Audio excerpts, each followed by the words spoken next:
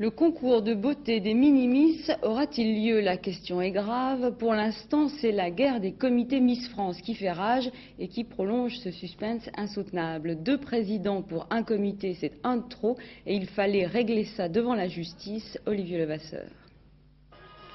15 ans et au moins autant de procès. Depuis plus d'une décennie, le comité Miss France a 2 présidents, 2 équipes à la tête d'une même association qui élisent chacun de leur côté une Miss France.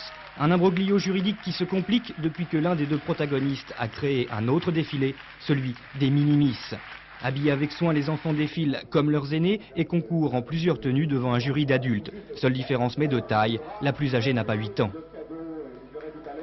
C'est une récréation, c'est un jeu pour les fillettes. Bon, 4 à 8 ans, c'est un créneau d'âge où il y a un petit peu l'inconscience, donc elles ne sont pas du tout traumatisées. Au contraire, elles viennent pour gagner des cadeaux, on leur donne des cadeaux.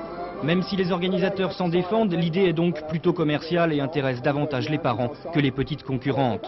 Beaucoup de gens s'insurgent contre cette forme de défilé et bien sûr l'autre concurrente du défilé Miss France. Je ne vois pas comment on peut mettre des petites filles de 4 ans, 5 ans en maillot de bain, de les faire défiler devant plutôt des messieurs, et comment juger une petite fille en maillot. Qu'est-ce qu'on peut juger? D'abord, les enfants sont beaux, sont tous beaux, naturellement.